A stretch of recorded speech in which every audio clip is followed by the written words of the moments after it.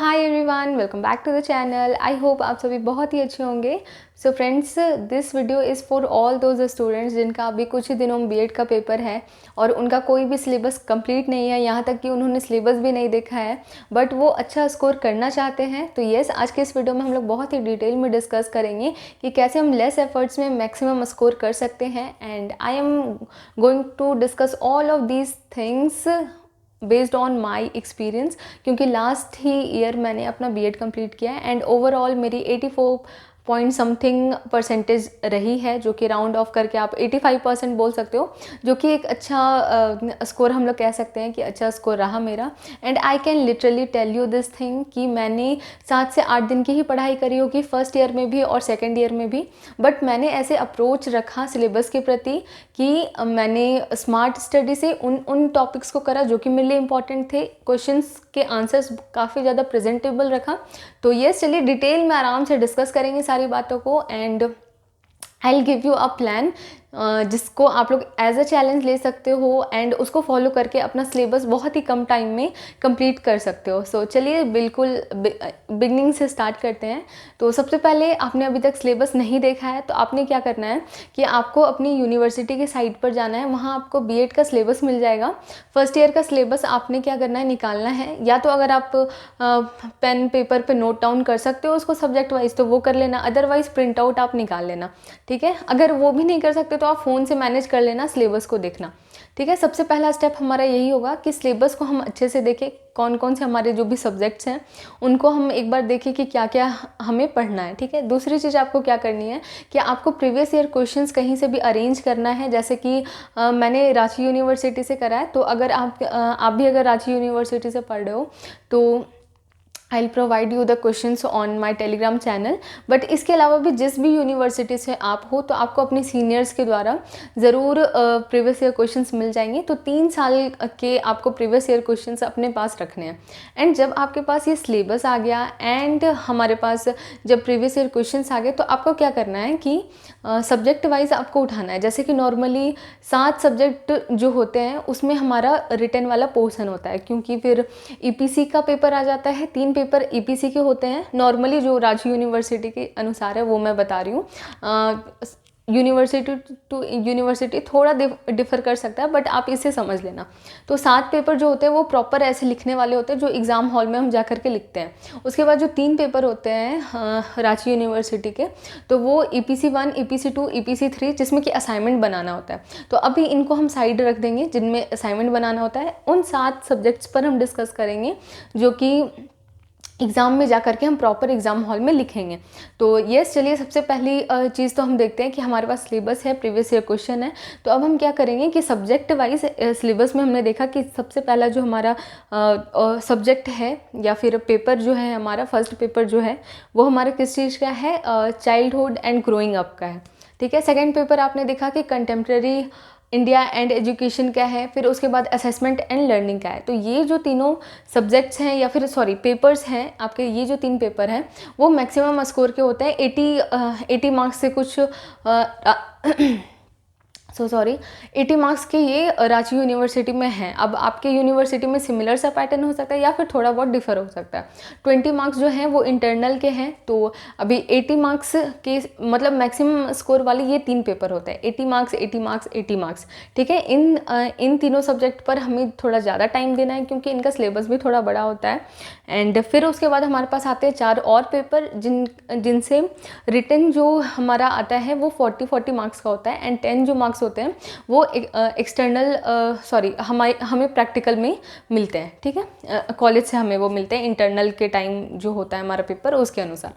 तो यस, यहाँ पे हमने देखा कि हमारा जो भी सब्जेक्ट्स है वो क्या क्या है। अब हमें क्या करना है कि सिलेबस और प्रीवियस ईयर क्वेश्चंस को कंपेयर करके देखना है कि इस वाले यूनिट से, जैसे चाइल्डहुड एंड ग्रोइंग अप को हम लोग देखते हैं, तो इस वाले यूनिट से हम 3 साल के पेपर में देखेंगे कि कौन से ऐसे टॉपिक्स हैं जो बार बार रिपीट हो रहे हैं, ठीक है।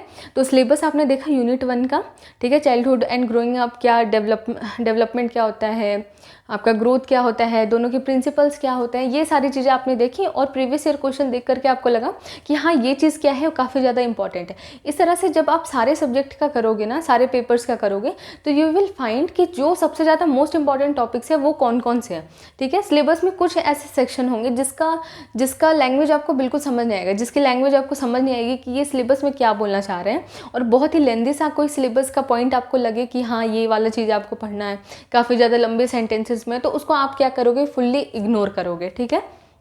और जो 3 साल में काफ़ी ज़्यादा रिपीट हुए हैं टॉपिक्स, उनको बस आप एक बार ही थॉरली देख लोगे कि हाँ ये इन टॉपिक्स से आता है हमारा क्वेश्चंस, तो थोड़ा सा उसको अपने आप को ध्यान में रखना है, ठीक है। इसके लिए आप क्या कर सकते हो कि प्रीवियस ईयर क्वेश्चन से वो कुछ पॉइंट्स आप उठा सकते हो कि हाँ प्रिंसिपल ऑफ ग्रोथ ऐसा पूछा गया है, नेचर ऑफ ग्रोथ पूछा गया है, दिस एंड दैट, इस तरह से आप लोग एक लिस्ट सी बना लेना हर यूनिट के लिए, ठीक है। जब आपने इतना कर लिया तो अब हम आते हैं एक प्लान पर कि हम कैसे सब्जेक्ट्स को डिवाइड करके पढ़ेंगे। तो यहाँ पे कुछ स्टूडेंट्स के लिए ये 13 डेज़ का प्लान हो सकता है, कुछ स्टूडेंट्स के लिए 10 डेज़ का प्लान हो सकता है, ओके। तो अब हम लोग देखते हैं सब्जेक्ट वाइज कैसे हम डेज़ को डिस्ट्रीब्यूट करेंगे जिससे कि कम टाइम में आप लोग सिलेबस को कवर कर पाओ। तो सबसे पहले हम लोग देखते हैं कि जो भी हमारे 3 मोस्ट स्कोरिंग सब्जेक्ट्स हैं उनको हम ज़्यादा टाइम देंगे। जैसे कि कुछ स्टूडेंट्स 2 दिन में 2-2 दिन करके इनका सिलेबस कंप्लीट कर सकते हो। अगर 2-2 दिन करके आप करोगे 80 मार्क्स वाले पेपर, तो आपके कितने हो गए, 6 डेज़ हो गए। तो 6 डेज़ में आपका क्या हो जाएगा, ये 3 पेपर कंप्लीट हो जाएगा। अभी कैसे कंप्लीट करना है मैं आगे एक्सप्लेन करूँगी आपको।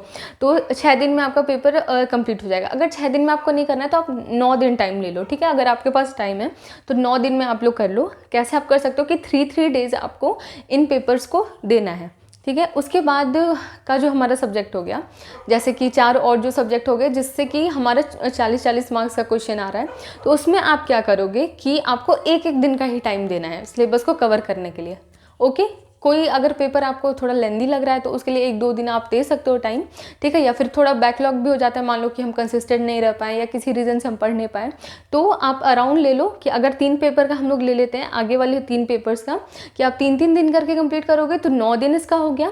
एंड एक दिन करके बाकी सारे जो सब्जेक्ट्स हैं उनका करोगे तो हमारा क्या हो गया, 4 दिन उधर एंड 9 डेज़ इधर।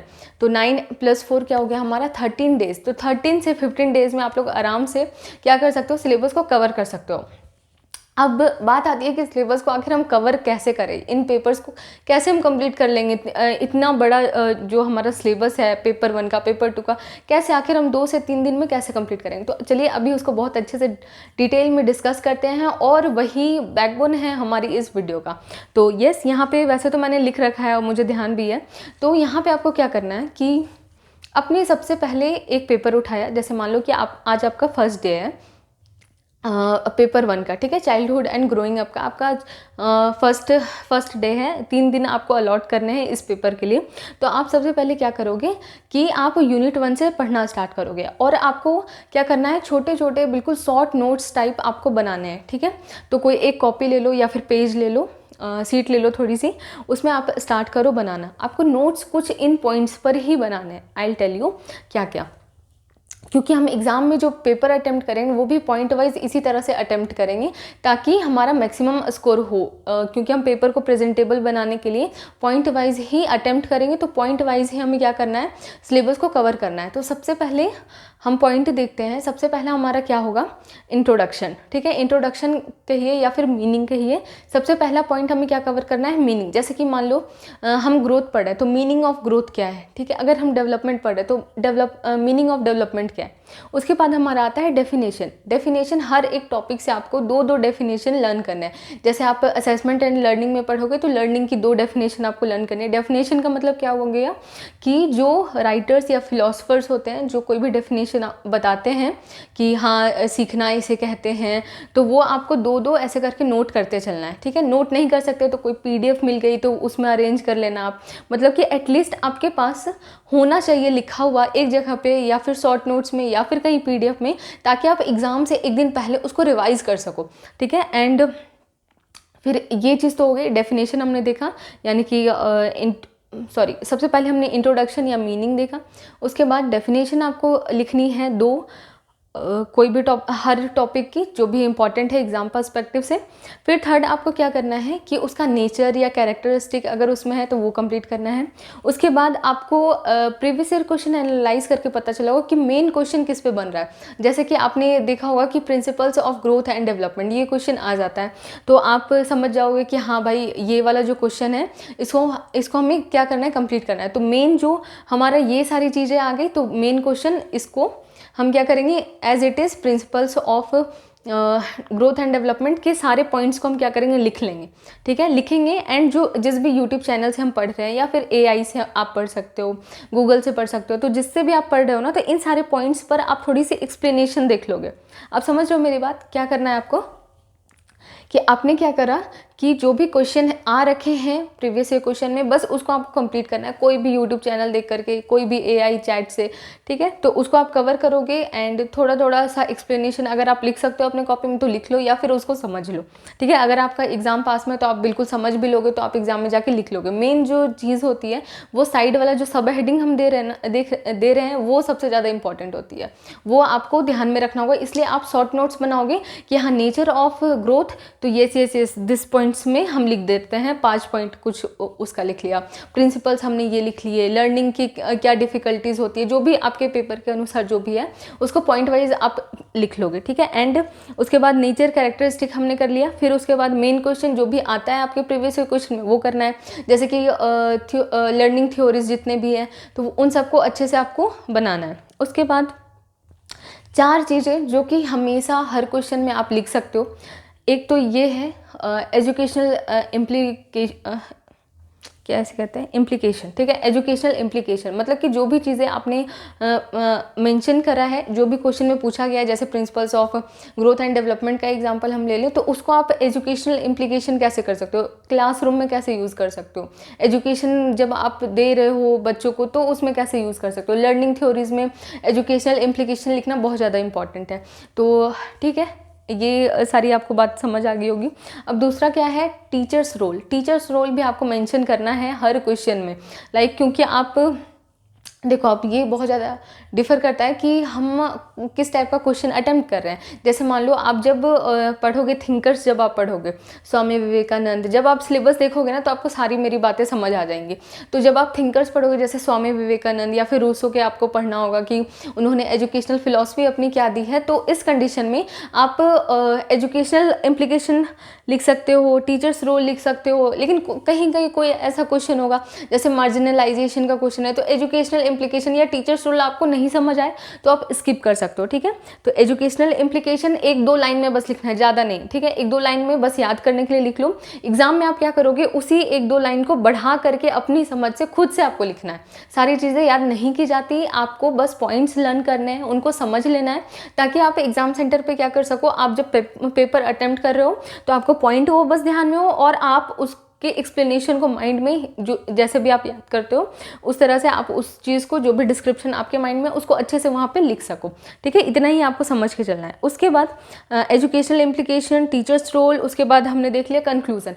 ठीक है, अब कंक्लूजन हर क्वेश्चन में लिखना बहुत इंपॉर्टेंट होता है, क्योंकि 1 मार्क्स आपको इसी के मिलते हैं। तो कुछ इन ही पॉइंट्स पर आपको अपना नोट्स प्रिपेयर करना है। ओके, आपको ये बात समझ आ गई होगी। अब चलिए एक बारी मैं फिर से रिकॉल कर देती हूँ। सबसे पहले कोई भी टॉपिक की मीनिंग, डेफिनेशन,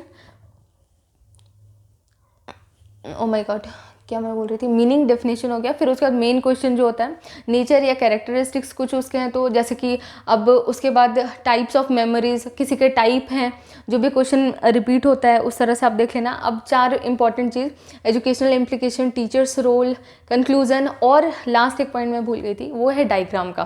ठीक है, अगर किसी क्वेश्चन में आपको डायग्राम मिल रहा है, जैसे ऑपरेंट कंडीशनिंग है, ये सब में छोटे छोटे डायग्राम्स आपको मिल जाएंगे, तो वो आप क्या कर सकते हो, यूज़ कर सकते हो अपने आंसर में। ठीक है, तो जब आप नोट्स बना रहे हो, किसी का अगर डायग्राम आपको दिखता है तो आप वो डायग्राम कहीं पे नोट करके रख लेना अपने नोट्स में। So that's all. कुछ इन्हीं लाइंस पे you have to prepare your notes. Days हमने डिवाइड कर लिए कि पहले पेपर के लिए 3 दिन हमें देना है, तो पहला जो पेपर है हमारा वो जितने भी यूनिट में उसको भी हम सेपरेट कर लेंगे कि हाँ इस यूनिट के लिए हमें इतना ही टाइम देना, और इससे ज़्यादा आपको टाइम देने की ज़रूरत नहीं है, ठीक है। एंड अपना जो नोट्स है ना बहुत ही लिमिटेड वे में बनाइएगा। हम क्या करते हैं कि जब हम फर्स्ट पेपर का नोट्स बना रहे हैं ना, तो हम क्या करने लगते हैं, जैसे चाइल्डहुड ग्रोथ हमें बहुत अच्छे समझ आ रहा है, डेवलपमेंट समझ आ रहा है, तो हम 4-5 डेफिनेशन लिखने लगते हैं, इतना एक्सप्लेनेशन लिखने लगते हैं। उतना हमें नहीं करना है, इतना ही बस करिए कि वो आंसर प्रोफेशनल पे बिल्कुल लगे, एंड बाकी उसके जो भी एक्सप्लेनेशन है माइंड में उसको रखिए, ठीक है। इंपॉर्टेंट पॉइंट्स को आप छोटे छोटे बुलेट पॉइंट्स में लिख सकते हो, ठीक है। दैट्स इट, ये हमने देख लिया। इस तरह से आपको नोट्स बनाने हैं अपने। अब हम चलते हैं कि नोट्स हमने बना लिए, अब उसको हम याद कैसे करेंगे, ठीक है। तो याद करने की सबसे अच्छी जो मेथड है, सबसे अच्छा जो मेथड है वो ये है कि आपने कोई वीडियो देखा, ठीक है। मान लेते हैं कि आपने असेसमेंट एंड लर्निंग का कोई लर्निंग थ्योरी आपने देखी, ठीक है, ऑपरेंट कंडीशनिंग ही आपने देखी। तो आपने क्या करा, जैसे आपने देखा आपने उस वीडियो को वहीं पॉज करा, अपने मन में क्या करा, एक्टिव रिकॉल करा। ये जो टेक्निक है वो बहुत ज़्यादा हेल्पफुल होती है। आप किसी भी एग्जाम की प्रिपरेशन कर रहे हो, कोई भी चीज़ पढ़ रहे हो, तो अगर आपको तुरंत वो माइंड में अपने वो डालनी है, तो आपको क्या करना चाहिए, जो चीज़ आपने पढ़ी उसको वहीं पे स्टॉप करो, अपने मन में सोचो कि मैंने क्या पढ़ा, ये ऑपरेंट कंडीशनिंग किसने दिया था, इसमें क्या क्या हुआ था, किस पर ये एक्सपेरिमेंट किया गया था, इससे कंक्लूजन क्या लगा, क्या निकला, ठीक है। तो इस तरह से कुछ आप एक्टिव रिकॉल करते हुए पढ़ते जाओगे, ठीक है।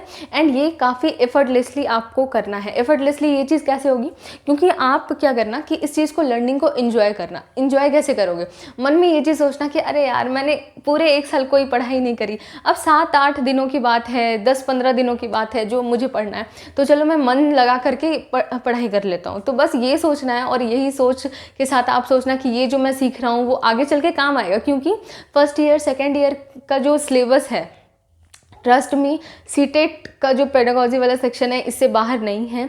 आप केवीएस का भी पेपर देखोगे या फिर अदर एग्जाम्स जो बीपीएससी टीचर है, जिसमें भी खैर कि उसमें तो पेडागॉजी के वैसे क्वेश्चंस है नहीं, मतलब कि नॉर्मल जैसे इंग्लिश वाला पेपर है तो पेडागॉजी के क्वेश्चन उतने आते नहीं है उसमें, लेकिन जिसमें भी क्वेश्चंस आते हैं वो क्या है, फर्स्ट ईयर और सेकंड ईयर का जो सिलेबस है आपका उसी का सम है, ठीक है।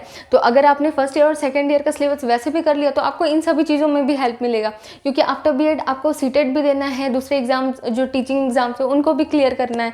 तो ये बस मन में सोचेगा कि मैं जो अभी 10 से 12 दिन जो भी मेहनत करूँगा वो मुझे बहुत अच्छा रिजल्ट देगा। तो इसलिए बस आपको क्या करना है ना कि ये 10 से 15 दिन में आपको थोड़ा सा सचेत रहना है, फोकस्ड रहना है कि बिल्कुल हम लेकर के बैठे, हमारा का टारगेट सेट हो गया कि फर्स्ट सेकंड यूनिट मुझे कंप्लीट करना है।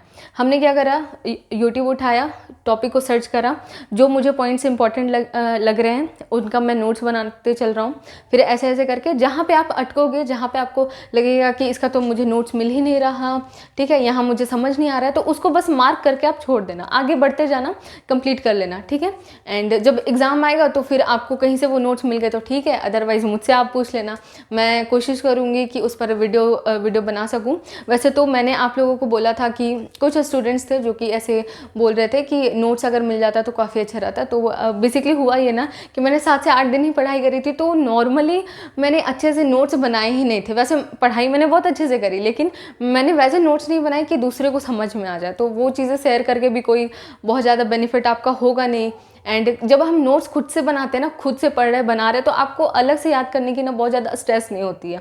याद करने वाली चीज़ इसमें क्या रहेगी, डेफिनेशंस, जो कि किसी ने क्या कहा है, ये वाली जो चीज़ है वो थोड़ी हमारी डिफ़िकल्ट हो जाती है। बट आपकी प्रिपरेशन करते करते एग्ज़ाम के 1 दिन पहले जब आप उसको रिवाइज़ करके जाओगे तो उसको भी आप अच्छे से एग्ज़ाम में लिख पाओगे, ठीक है। अगर कहीं भूल गए तो नॉर्मली जिसका भी नाम आपने सुन रखा है, जैसे विलर का नाम सुन रखा है तो विलर ने कहा है, ठीक है, wheeler in his words said this करके थोड़ा बहुत बना करके आप लिख सकते हो, ठीक है। बट ये आपका नोट्स प्रिपेयर करने का पैटर्न यही रहेगा। एग्जाम में पेपर अटेम्प्ट कैसे करना है आपको, क्या पेज पे पेज मैटर करते हैं कि बहुत ज़्यादा हम पेजेस ले रहे हैं, वो हमें बहुत ज़्यादा मैटर करते हैं, या फिर हम जब कंटेंट लिखते हैं वो हमें मैटर करता है, किस तरह से इन दोनों के बीच में बैलेंस बना सकते हैं या फिर अपने पेपर को कैसे प्रेजेंटेबल बना सकते हैं, इन सभी चीज़ों पर हम नेक्स्ट वीडियो में बात करेंगे। अगर आपको इसकी वीडियो चाहिए हो तो ज़रूर बताना, क्योंकि पेपर प्रेजेंटेशन का भी बहुत बड़ा एक रोल होता है रिज़ल्ट फैच करने में। तो yes, that's the thing. And yes, यही सारी कुछ बातें थी। आई होप आपको इस वीडियो से काफ़ी ज़्यादा मदद मिली हो। And promise me this thing कि आप बिल्कुल एक चैलेंज की तरह इसको लोगे एंड अपना 12 से 15 दिन बीएड के सिलेबस में टाइम दे पाओ तो बहुत अच्छी बात है। नहीं तो वही स्टार्टिंग वाले सब्जेक्ट्स के लिए 2-2 दिन करके टाइम दे देना एंड 1 डेज इसके लिए टाइम दे देना। आपका नोट्स भी प्रिपेयर हो जाएगा, जो इंपॉर्टेंट थिंग्स है उस पर आप पहले फोकस रखोगे तो आपका जो मेन सिलेबस है वो कंप्लीट हो जाएगा। देखिए, पूरा सिलेबस ना कोई कंप्लीट नहीं करके जा पाता है, ठीक है। मोस्ट ऑफ द टाइम ये क्या होता है कि हम ज़्यादा से ज़्यादा 70 to 80% सिलेबस कंप्लीट करते हैं, जो कि हमें 80 to 90% का रिजल्ट देता है। सो आपको भी वही करना है। I hope this video help you. किसी भी टॉपिक में आपको कोई भी प्रॉब्लम होगी तो आप इस वीडियो के कमेंट सेक्शन में आकर पूछ सकते हो। I will try to help you out with making videos और replying you in the comment section. So yes, मिलते हैं किसी और वीडियो में। Bye bye, take care.